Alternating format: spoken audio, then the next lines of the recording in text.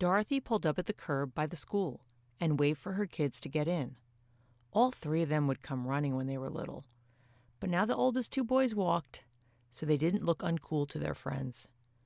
Dorothy never got out of the car because she really didn't like interacting with the other moms. She was heavier than the other moms and just didn't want her body to be noticed. So she waited behind the wheel when she picked up the kids. Her son stuck his head in the passenger side window and said, "Josh's family is going to the pool on Saturday and invited us. Can we go?" "I'm sure," said Dorothy. "Find out what time." Her other two kids climbed in, while the oldest went to find out the time for the pool play date. Dorothy was happy. Her kids never really got to swim. Dorothy was not going to be seen by the pool, and they weren't old enough to swim without supervision yet. She told herself if she lost the extra weight, then she would go to the pool with them. Until then, no way. She looked at her arm and shoulder in the rearview mirror and thought, oh, hell no. She could barely stand the sight of her own arm in a short-sleeved shirt. A bathing suit was out of the question. One day, she told herself, she would lose the weight. She would get out of the car and stand with the moms in the shade. She would take the kids to the pool. She would wear shorts. She wouldn't look in the mirror and hate herself or refuse to be in photos. She had always wanted to travel too, but there was no way she would do it in this size body. The only time she had traveled in the last 10 years was actually to a weight loss resort, which was okay because she lost 4 pounds that week. But eating plain vegetables for dinner each night was a bit rough. She was always looking at the other participants, trying to tell if they were losing weight faster than she was. Dorothy spent her evenings reading about different workout and diet programs, and all too often clicking on ads for weight loss supplements. Anything that seemed like it might help her lose weight was worth buying, she figured. After all, it was the main thing standing between her and a good life. These extra 50 pounds. Dorothy had done 6 different diets this year, and it was only June. She had 3 more diet books on her nightstand waiting to be read. She was never going to give up because losing weight meant everything to her. If she was going to make friends and do things, she had to be smaller first. In today's episode, we're going to talk about the difficulties that Dorothy and many women like her face every day. Thinking about the size and shape of your body isn't necessarily a bad thing, or is wanting to change it. But in cases like Dorothy's, it can reach an unhealthy level of importance in your mind.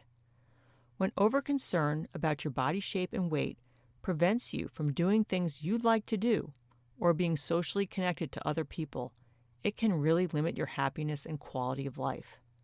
Additionally, it can suck away lots of your time and money and perpetuate the cycle of binge eating. In this episode, we'll discuss caring about your body weight and shape, but hopefully steering clear of the trap where it becomes the most important thing in your life. This is the Breaking Up with Binge Eating podcast, where every listen moves you one step closer to complete food freedom. Hosted by me, Georgie Fear, and my co-coach, Mary Claire Brescia. Researchers never fail to give us interesting phrases, and one that pops up in discussing eating issues is, quote, overconcern with weight and shape, unquote. Most people care about their weight and shape to some degree, and that's not a problem. But overconcern is what we call it when thinking about your shape or weight causes a reduction in well-being. It's also called, quote, overvaluation of weight and shape, unquote, and we'll use both terms in this episode. So, overconcern or overvaluation of weight and shape is different than having body dysmorphia or from having a poor body image. It's true that poor body image and overconcern with weight and shape often go hand in hand. This creates an unpleasant double whammy of feeling like our bodies don't look good enough, as well as feeling like our weight and shape is a super important, vital concern. However, you can think you look great and still suffer a great deal from overconcern with weight and shape. You see, the issue is not whether we are happy about how we look. Rather, the issue is whether concerns take on too much importance when evaluating our self-worth. If you worry about your weight and shape more than almost any other topic, that is a sign of trouble. If you need to check your weight frequently to know how you feel about yourself and your life, that's another sign of potential imbalance.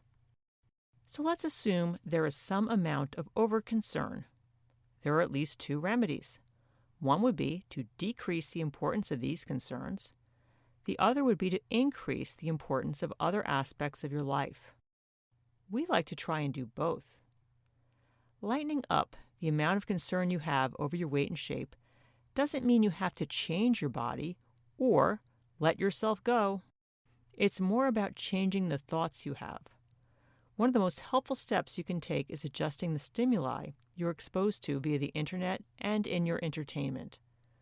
Looking at bodybuilding YouTube channels, following fitness accounts on Instagram, or reading blogs or articles about weight loss all feed into overblown body weight and shape concerns.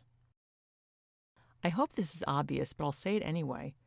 Entering figure or bikini competitions, beauty pageants, or modeling contests is a step in the wrong direction. You might notice how some television shows, movies, magazines, or even catalogs make you feel an increased pressure to look different and be thinner. And you can take your eyeballs elsewhere. Switch to podcasts, read books, or enjoy shows with realistic cast members, and shop brands that use a diverse set of models.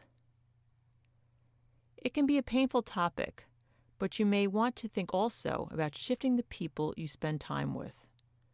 Do you have a friend with whom the conversation always seems to gravitate towards weight, calories, or judging other people's bodies? Her body weight hang-ups also affect you. Does your spin instructor constantly make appearance-based comments to motivate the class, with phrases like, burning off fat, and firming up those legs? Maybe the best thing for your overall health is to try someone else's class. My co-coach, Georgie, shared how her concern over her weight drastically changed when she started exercising outdoors in nature, where there were no mirrors and nobody looking. In her words, quote, I don't think I realized how often I was checking myself out in the gym mirrors until there were none around. I used to think way too much about what I was wearing to work out and always looking at my body in the mirror. Let's be honest, I was not checking out my form. I was checking out how flat my stomach looked, how my body was shaped, and if any part of it looked too big. And when I'm out hiking or riding my bike, none of that junk even crosses my mind. I think more about my performance, how strong I feel on hills, how fast or how far I can go. I don't think everyone has to quit the gym to obsess less over their weight and shape.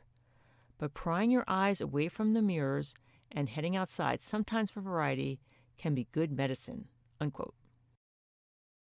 Consider reducing the attention you give your reflection, as well as any social media or advertising that hype up the importance of having a thin or perfectly shaped body. For the moment, let's consider the second option. How do we put more emphasis on other aspects of our lives if we want to give our body weight and shape a bit less of a starring role? To kickstart your thinking, let's try a thought experiment. I'd like you to imagine a truly, really beautiful woman.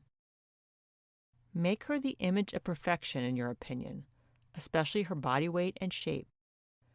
Now I want you to imagine meeting this woman at a party and discovering that she has a truly repellent personality. She complains about everything. She says mean things about people behind their backs. She spills wine on someone's white carpet and just walks away, like, oh well, it's not mine. When a dog comes up and tries to sniff her, she kicks at it with her high heel. Luckily, she misses.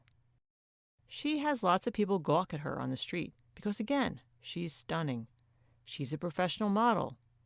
But she has no close friends. She doesn't have any hobbies because she spends all her time and money on making sure her body stays perfect. Monday is clothes shopping day, and only designer pieces with the perfect fit. Tuesday is spray tan. Wednesday is manicure pedicure. Thursday, she gets expensive wraps that claim to reduce cellulite, which is her worst nightmare. And Friday, she meets with her personal chef to discuss her specific meals for the coming week to keep her body from ever gaining an ounce. Saturday, she takes makeup and fashion courses at cosmetology school. And Sunday, waxing every stray hair from her perfect body. And every day is, of course, a workout day. She puts every dollar and minute she has into looking her best, because body shape and size are number one in her life. Does this sound a bit lousy yet? It does to me. Though the personal chef bit could be really awesome. Anyway, now imagine what you would miss if this were your life. Drop-dead gorgeous, perfect body, but nothing else going on. Would you miss your friends?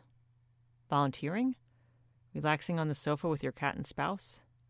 How about bacon? Being able to leave the house sometimes in yoga pants?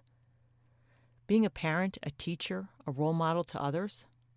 A full life has so many activities we can do that bring us joy and create a meaningful experience.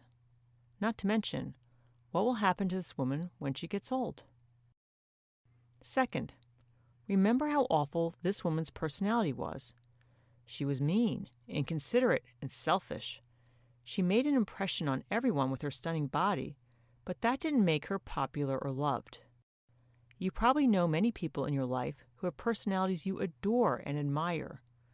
Let's see who pops up in your mind when I say these words. It could be one person or several people you know. Giving, compassionate, considerate, good listener, creative, helpful, makes me laugh. When you think about how you feel about these people, do you really care what size jeans they wear? It probably doesn't matter a whole lot to you. When we want to boost the importance of other things in our lives besides our body size and shape, we can simply think of adding something. Is there an activity you would like to try or an interest you would like to pursue? Brainstorm a list of potential new activities. Maybe you'll take a pottery class, plan some hikes, learn to do a Turkish get-up, or start a book club. Pick one activity to start next week. Give it a chance to see if you like it. It is helpful if the activity involves meeting new people. Trying new things and meeting new people will make our lives richer and give us other sources of well-being and self-esteem. Here are some of the ideas our clients proposed. Walk the dog with at least one member of my family daily. Spend more time playing and practicing the piano. Participate in my workplace's lunchtime walking club, which is a great social break and stress relief. Sign up for a poetry workshop, even though my poetry is far from excellent. Focus on relationships, maintaining close ones and reaching out to new people. Rather than thinking about our own looks or weight, we can focus on being a good friend and helping other people out. If you feel like your body shape is highly important to you, ask yourself why. As we said at the beginning of the episode, it's not a problem if your body shape or size is important to you. We only want to help you stay connected to all the other things in life that are important as well. For all you listeners, what else is in your life that you could give a little more attention to if you thought just 5% less about your weight? Consider shifting even a little bit more importance onto it and see where it takes you.